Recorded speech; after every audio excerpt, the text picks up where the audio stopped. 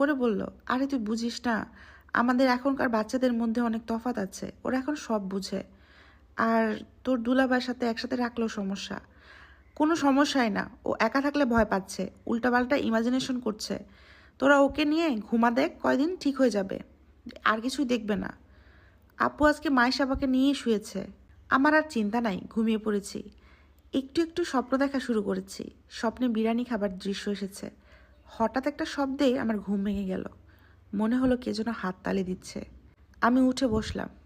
ঘর অন্ধকার। পাশের ড্রয়িং রুমে জ্বলা ডিম লাইটের হালকা আলো আসছে। সেই আলোতে ঘরের কিছু অংশ আলোকিত হয়েছে, কিছু অংশ অন্ধকারে। এই আলো আর আধার ঘেরা পরিবেশটাকে আরো রহস্যময় করে তুলছে। ঘরটাকে যেন আমি চিনতে পারছি না, অথচ এই ঘরটা আমার ভীষণ চেনা। আপুর বাড়ি এলে সারাদিন এই ঘরটাতেই কাটাই।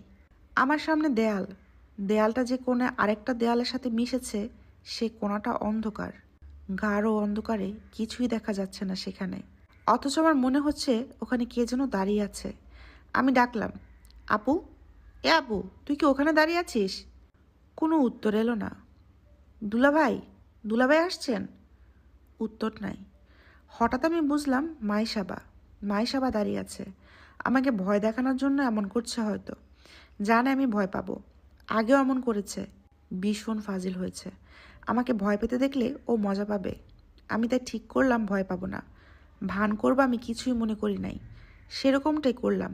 বিছানায় শুয়ে পড়লাম। ওই কোণাটার দিকে চোখ রেখেই শুইলাম। মাইশাবাকে দেখাবো আমি একটুও ভয় পাই না। মাইশাবা এখনো অন্ধকার থেকে বের হচ্ছে না। আমি তবুও তাকিয়ে আছি। মাইশাবা নিশ্চয়ই আমাকে দেখছে। দেখুক, তার মামা ভয় পায় না। অন্ধকারে অনেকক্ষণ তাকিয়ে থাকলে চোখে অন্ধকার শুয়ে আসে। আমারও এলো। কোনায় যে দাঁড়িয়ে আছে তাকে আবছাভাবে দেখতে পাচ্ছি। যে দাঁড়িয়ে আছে সে 5.5 ফুটের মতো লম্বা। মাইশাবা মাত্র 3 ফুট। তার মানে যে দাঁড়িয়ে আছে সে মাইশাবা না।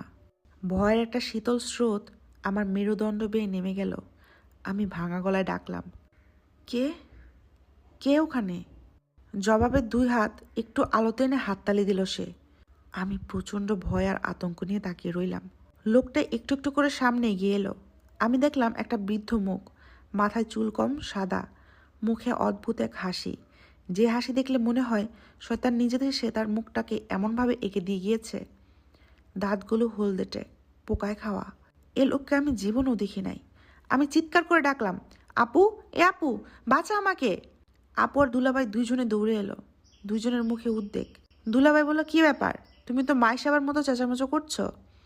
আমি বললাম, মাইশাবা যা দেখে সব সত্যি। একটা বুড়ো লোক এখানে দাঁড়িয়ে ছিল। দুলাভাই প্রচণ্ড